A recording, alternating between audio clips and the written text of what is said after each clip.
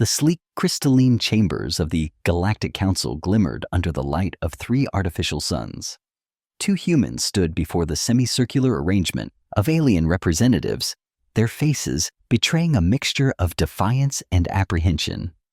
Admiral William Carter, a tall, broad-shouldered man with silver-streaked dark hair and piercing blue eyes, stood rigidly in his formal military uniform adorned with medals from humanity's interstellar expeditions.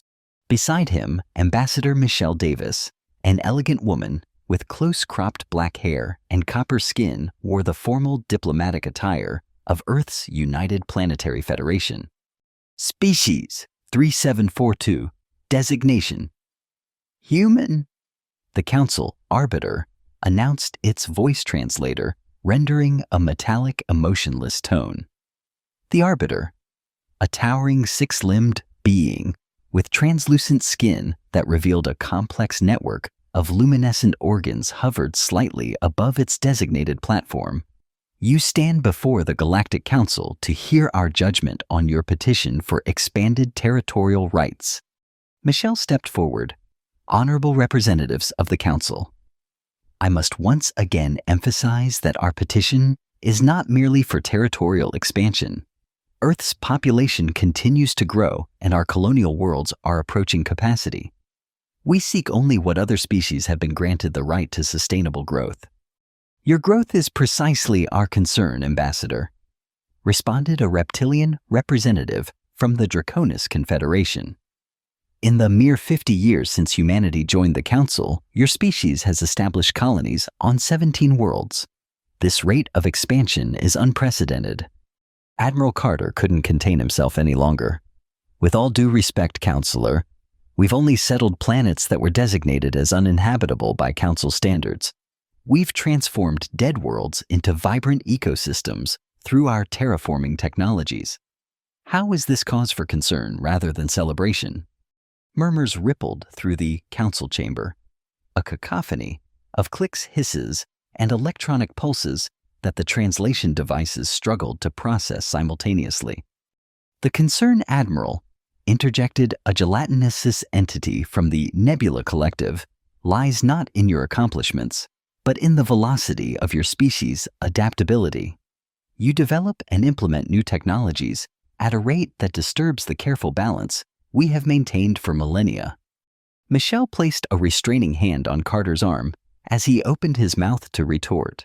The Council has always valued innovation, she said diplomatically. Our advancements benefit not only humanity but all species within the Alliance. The medical procedures developed by our scientists have improved life expectancy for 12 member species. Yet you withhold the most significant advancements. Accused another counselor, a being composed of swirling gases contained within a pressurized suit.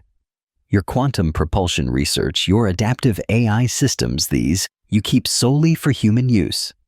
Only until they're fully tested and safety certified according to Council regulations, Michelle countered. Would you prefer we share potentially dangerous, unproven technologies? The Arbiter's bioluminescent organs pulsed rapidly, signaling for silence. The time for debate has concluded.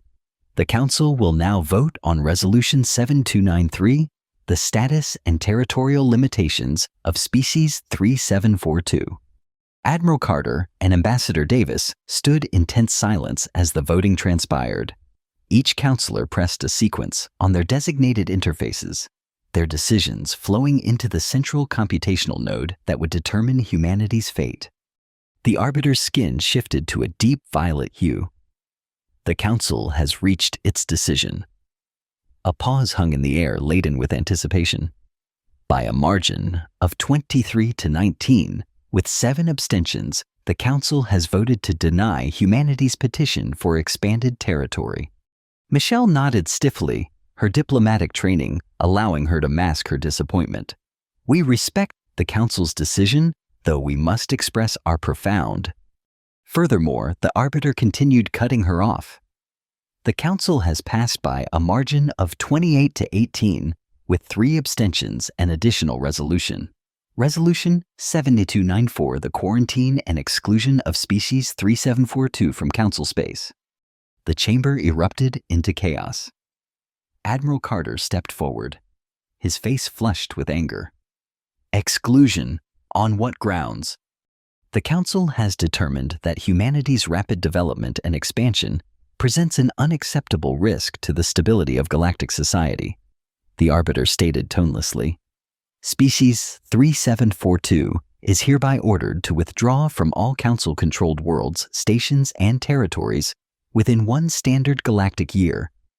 After this period, human vessels found in Council space will be considered in violation of quarantine and subject to immediate interdiction. This is outrageous, Carter exploded. We have adhered to every regulation, followed every protocol since our admission. We have contributed technology's resources. Admiral, Michelle interrupted, her voice low but firm. Not here, not now. She turned to address the Council, her expression betraying none of the shock and anger she felt.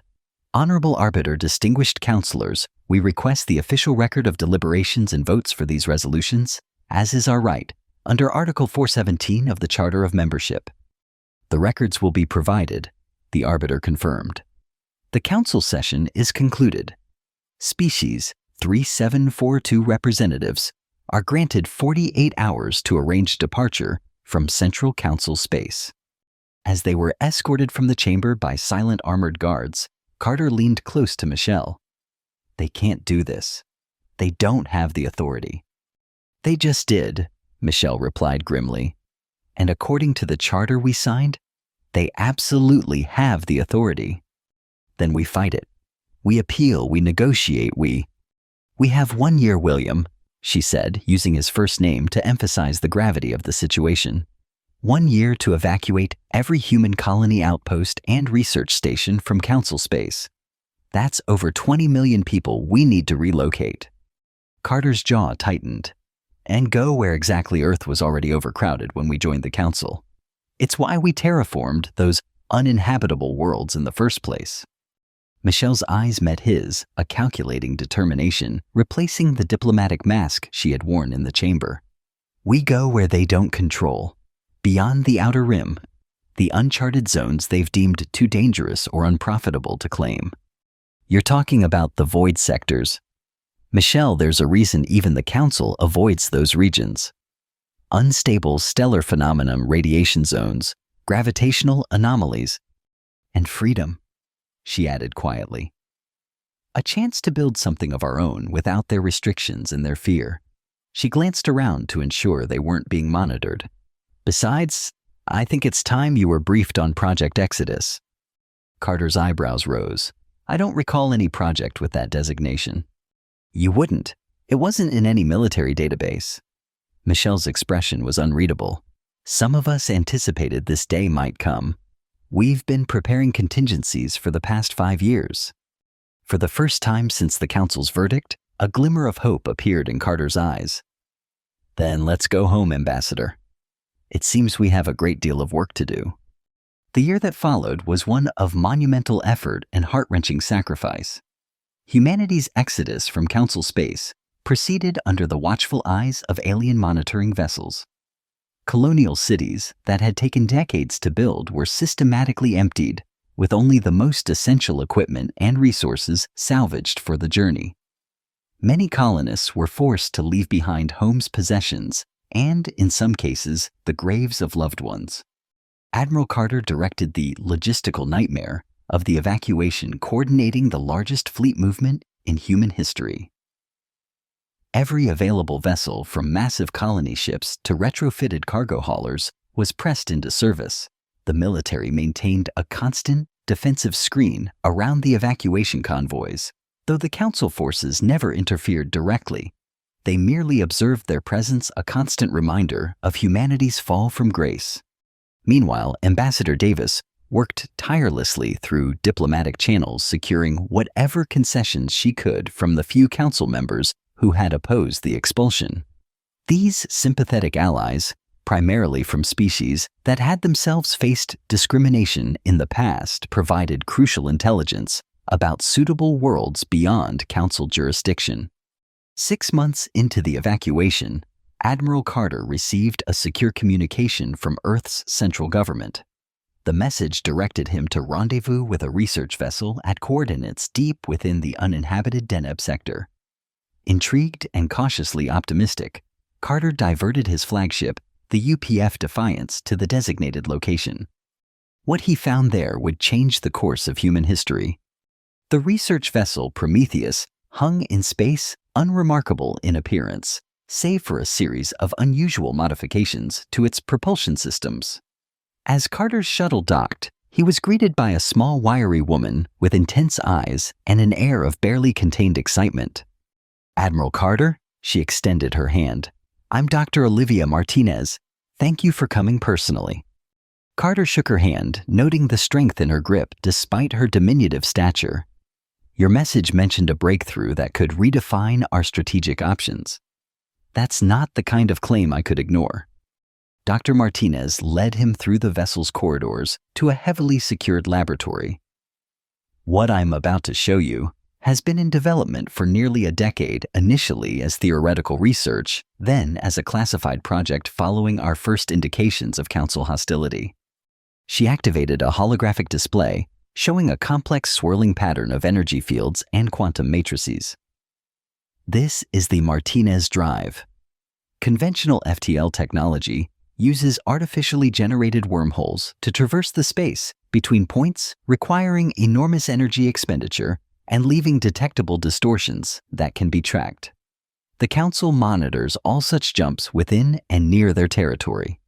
She manipulated the display, and the pattern shifted, becoming more intricate. "My drive works differently.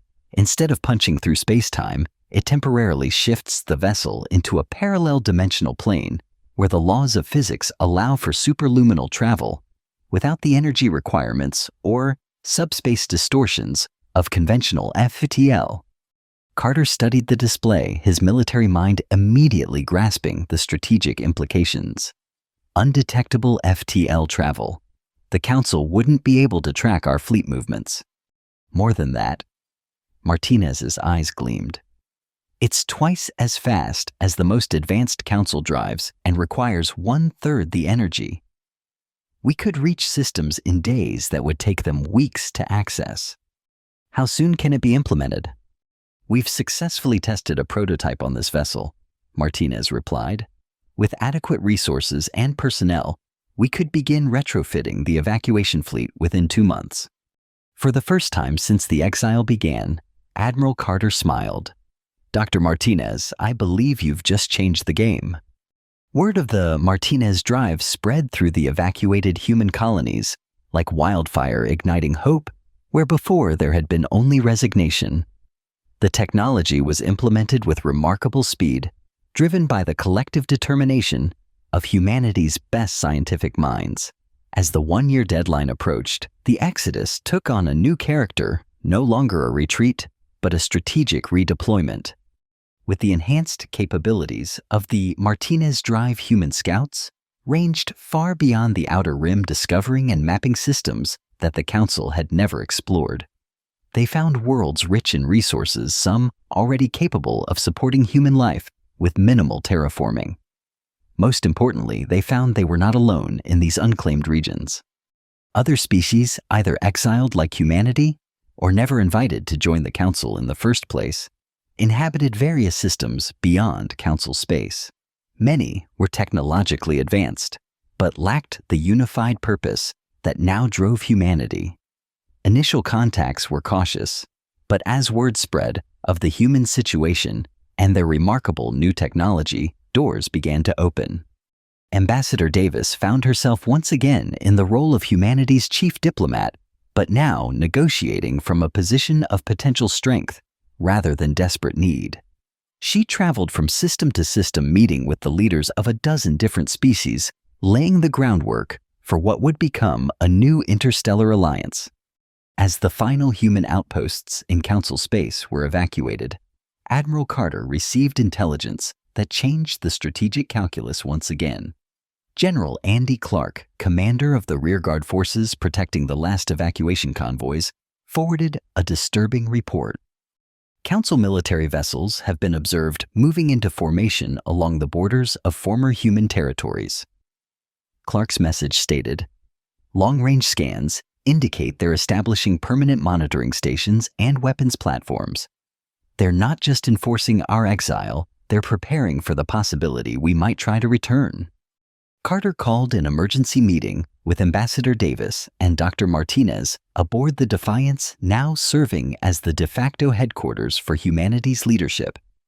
"They're afraid," Martinez observed after reviewing the intelligence. "The Martinez drive gives us capabilities they can't match, and they know it. They're fortifying against what they perceive as an inevitable counterattack." Davis nodded thoughtfully.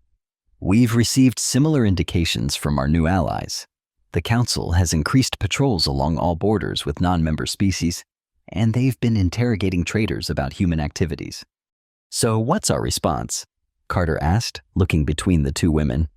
"Do we continue with our colonization efforts and ignore them, or do we prepare for eventual conflict?" "I don't believe those are mutually exclusive options," Davis replied. "We need to establish our new colonies, yes, but we also need to build defenses and forge stronger alliances. The Council won't be content to simply watch us create a new power base beyond their reach." "I agree," Martinez added. "And we should accelerate research into technologies the Council has previously restricted. Weapons development, AI advancements, genetic engineering, all the fields they feared we would progress too rapidly in." Carter nodded grimly. "Very well. I'll speak with the civilian leadership about establishing a more robust military infrastructure. In the meantime, Ambassador, I suggest you formalize our relationships with these potential allies. We'll need all the friends we can get." "And the Council?" Davis asked. "Do we maintain any diplomatic channels?" Carter's expression hardened. They made their position clear. They're no longer our partners, they're potential hostiles. Treat them accordingly. The next 5 years saw the birth of what would come to be known as the Human Ascendancy. A rapidly expanding network of colonies, outposts, and stations centered around the newly designated capital world of Nova Terra. Using the Martinez Drive human ships, traveled farther and faster than ever before, claiming resource-rich systems and establishing trade routes with their non-council allies. As Dr. Martinez had predicted, humanity's research flourished without council restrictions. Advances in artificial intelligence led to unprecedented automation capabilities, allowing small teams to manage operations that would have previously required thousands. Breakthroughs in molecular manufacturing reduced the resource requirements for colonial infrastructure by an order of magnitude. Most significantly, refinements to the Martinez Drive extended its capabilities, allowing for the construction of permanent interstellar gates that could transport ships, cargo, and personnel instantly between fixed points. Meanwhile, Admiral Carter oversaw the transformation of the United Planetary Fleet from an evacuation force into a formidable military power. New vessel designs incorporated technologies that the Council had long suppressed, resulting in ships that were faster, more heavily armed, and better protected than anything in humanity's previous arsenal. Training academies were established on multiple worlds, ensuring a steady supply of qualified personnel for the expanding fleet. Ambassador Davis's diplomatic efforts bore fruit as well. The loose network of initial contacts evolved into a formal alliance structure with humanity at its center. The Alliance of Free Species, as it came to be known, included over a dozen non-council civilizations, each contributing unique technologies, resources, and perspectives to the collective. Unlike the hierarchical Galactic Council, the Alliance operated on principles of mutual benefit and shared defense, with member species maintaining their autonomy while working toward common goals. It was perhaps inevitable that this rapid expansion would eventually bring humanity back into contact with the Council. The flashpoint came in the Vega sector, a region that the Council had surveyed but never formally claimed. A human exploration vessel, the Pathfinder discovered a habitable world rich in rare elements crucial for advanced manufacturing. As the survey team began preliminary scans, they detected an incoming vessel on an intercept course. Unidentified ship. This is Captain Tara Reynolds of the UPF Pathfinder. The human commander broadcast on standard frequencies. We are conducting a scientific survey in unclaimed phase. Identify yourself and state your intentions. The response came in the form of a warning shot, a high-energy pulse that deliberately missed the Pathfinder, but came close enough to register on its defensive systems. Human vessel. A familiar electronic translation followed. You are approaching a world claimed by the Galactic Council. Withdraw immediately or face interdiction. Captain Reynolds checked her navigation systems, confirming what she already knew. Council vessel, our charts show this system as unclaimed. There are no border markers or claim beacons present. Please provide verification of your assertion. No verification is required, came the response. All systems within 50 light years of established Council territory are under Council protection. You will withdraw or be fired upon. Reynolds, following established protocols for such encounters, powered up the Pathfinder's defensive systems while opening a secure channel to Nova Terra. This is Pathfinder to command. We have a situation developing in the Vega sector. Council vessel making territorial claims and threatening force, requesting instructions. The response from Admiral Carter was immediate and clear. Pathfinder, this is command. Maintain position, but do not escalate. Reinforcements are en route. You are authorized to defend yourself if attacked, but do not fire first. Within 20 minutes, thanks to the Martinez drive, 3 human warships materialized in the system. The Council vessel, outclassed and outgunned, withdrew without further confrontation, but the message was clear. The Council was expanding its territorial claims specifically to impede human operations. Similar incidents occurred with increasing frequency over the following months. Council ships would appear in systems being surveyed or colonized by Alliance members, assert dubious territorial claims, and attempt to drive off the intruders. When faced with superior Alliance forces, they would retreat only to return with larger numbers once the Alliance ships departed. After a particularly tense standoff in the Procyon system, which nearly escalated to open combat, Admiral Carter called an emergency session of the Alliance Leadership Council. This pattern of harassment cannot continue, he stated bluntly.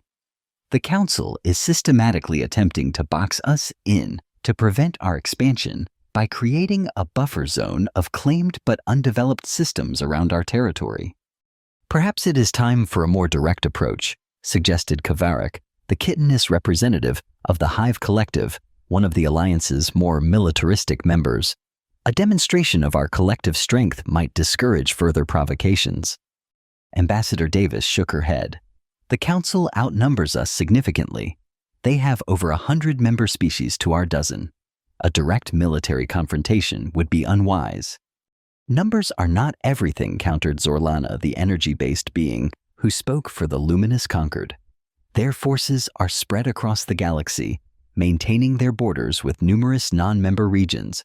They cannot concentrate their full might against us without leaving themselves vulnerable elsewhere.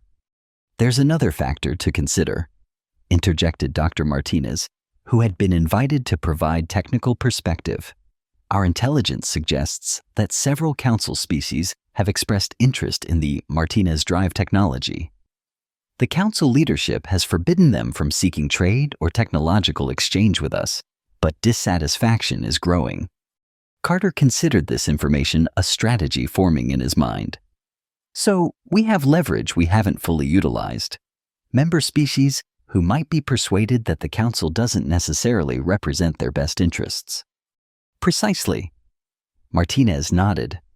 The Council maintains its power through technological monopolies and control of trade routes. The Martinez-Euro drive threatens both.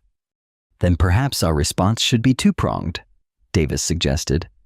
Diplomatically, we increase outreach to potentially sympathetic Council members, offering technological partnerships outside official channels.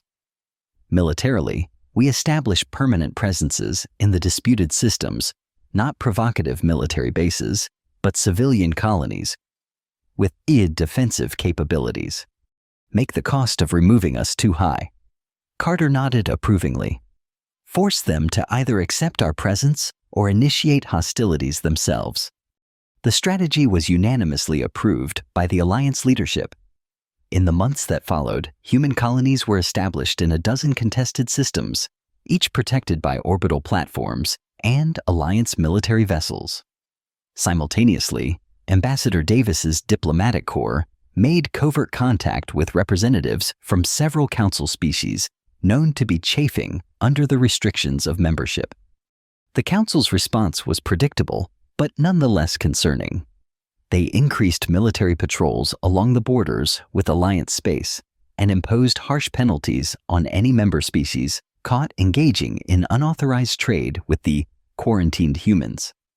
However, these measures only served to heighten internal tensions within the Council itself. Species that had benefited from human medical or agricultural technologies before the exile began to question the wisdom of continued isolation. The situation reached a critical point when a Council military vessel fired upon a civilian Alliance transport in the disputed Altair system.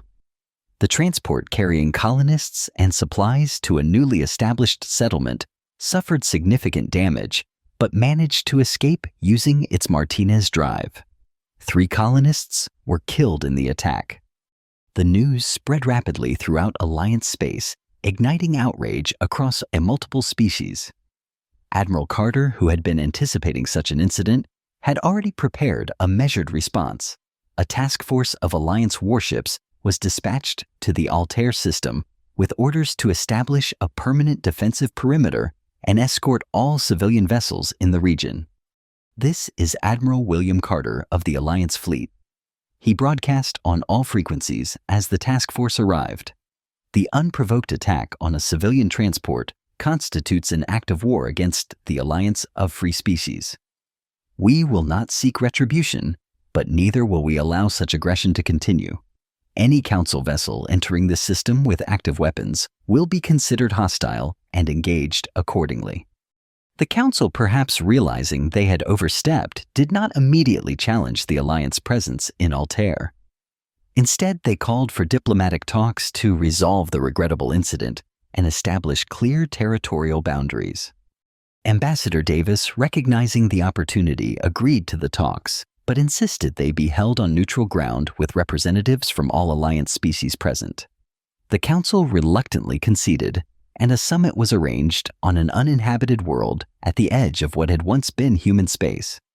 The diplomatic conference quickly revealed itself to be a stalling tactic.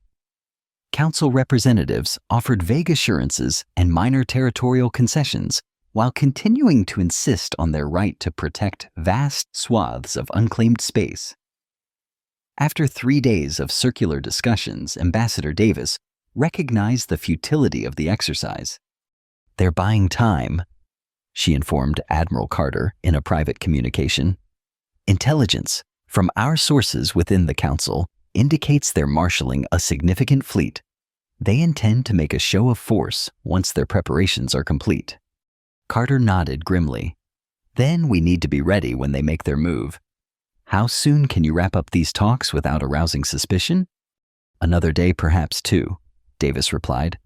"I'll cite the need to consult with Alliance leadership on their latest proposal." "Good. Return to Nova Terra as quickly as possible. We'll need to accelerate our defensive preparations." The Council's offensive came sooner than anticipated. 3 days after the collapse of diplomatic talks, a Council fleet comprising vessels from 20 different species materialized at the edge of the Altair system. Their numbers were overwhelming, over 100 warships arranged in attack formation facing the much smaller Alliance defensive force. Alliance vessels, this is Fleet Commander Zokan of the Galactic Council. Came the transmission. "You are in violation of Council territorial decree. Withdraw from the system immediately or face the consequences of your defiance." Admiral Carter, who had joined the Altair Defense Force aboard his flagship, took a moment to study the tactical display before responding. The Council fleet was indeed formidable, but their configuration revealed a critical weakness. They were using standard formation protocols, assuming the Alliance would employ similar tactics.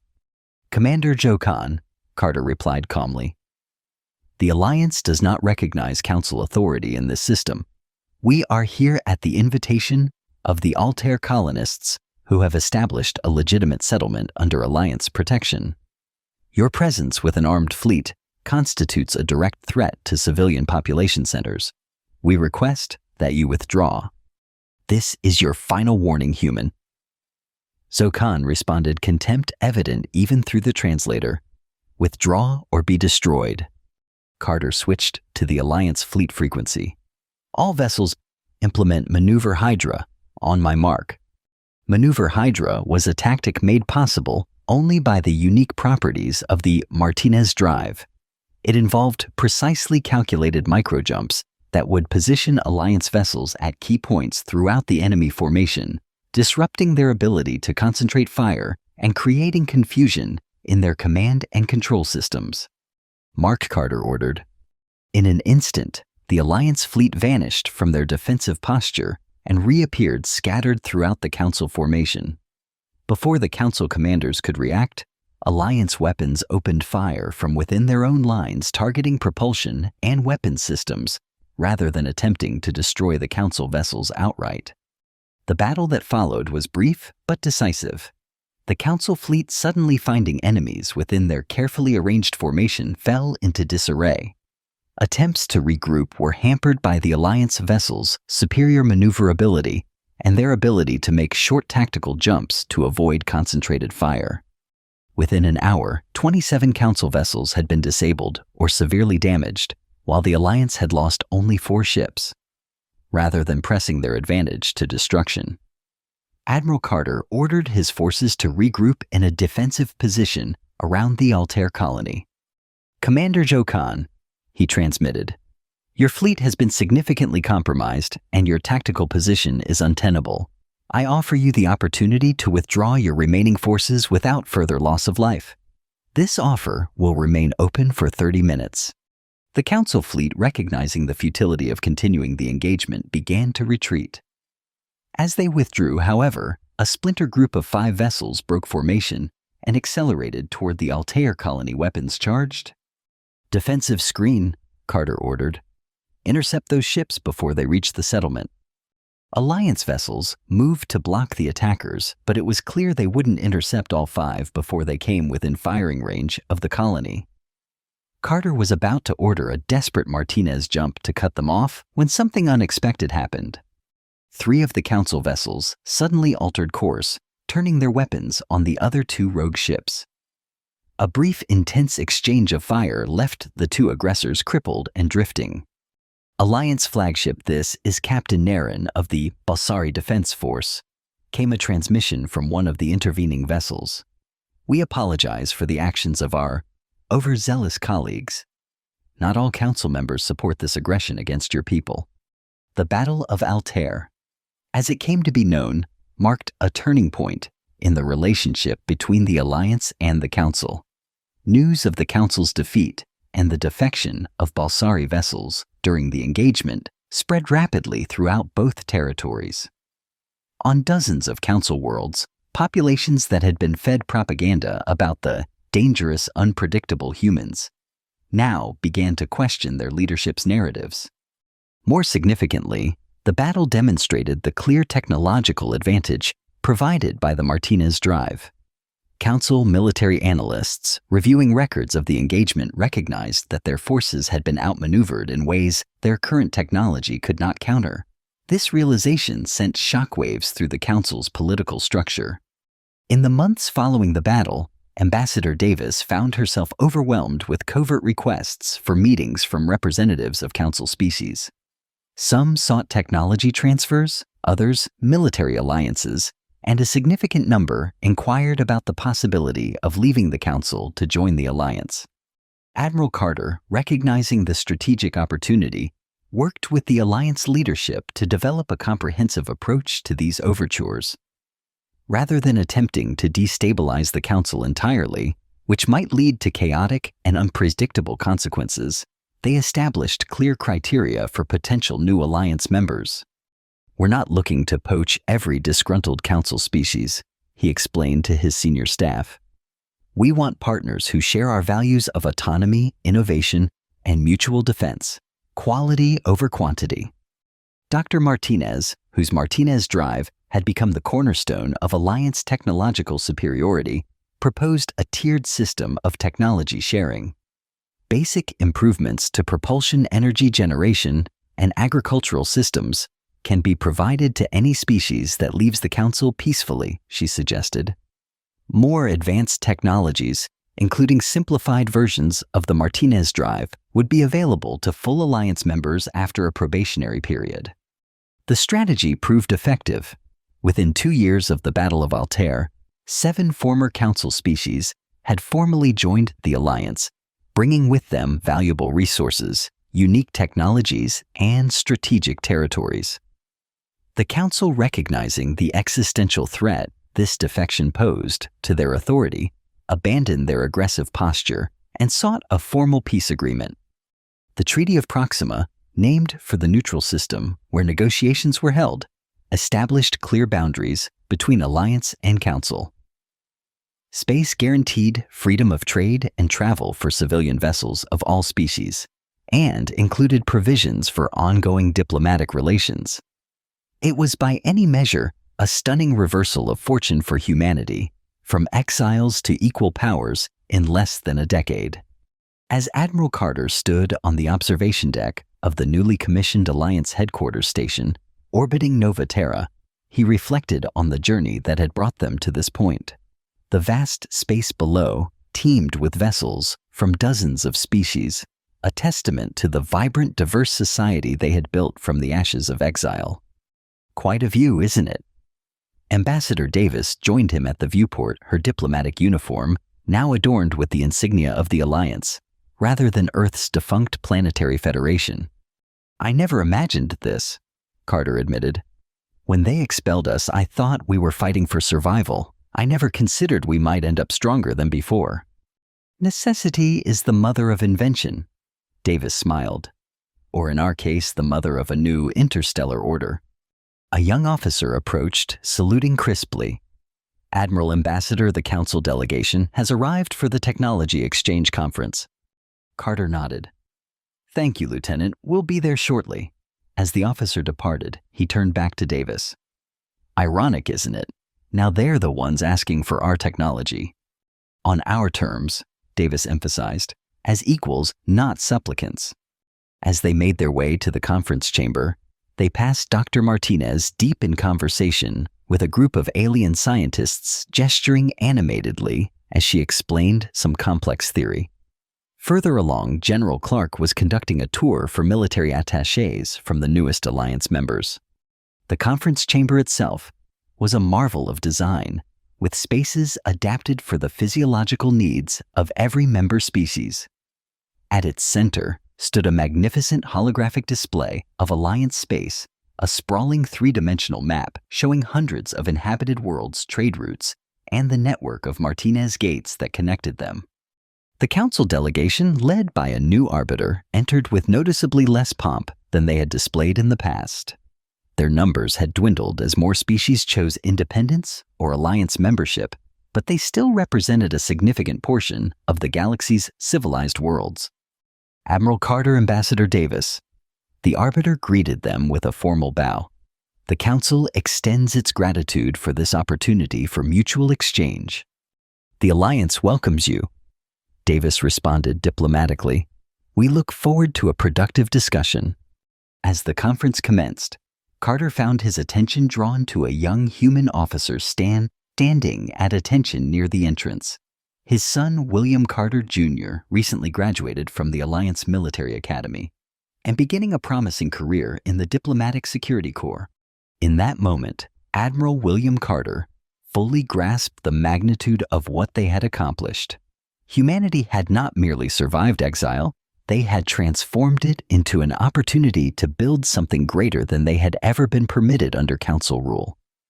They had created not just a new home, but a new vision for interstellar society, one based on innovation, cooperation, and the celebration of diversity rather than the fear of it. The exile that had been intended as punishment had become the catalyst for humanity's greatest achievement. They had built Not just a better empire, but a better future for countless species across the stars. And as Carter watched his son standing proudly in service to this new order, he knew that the legacy they had created would endure for generations to come.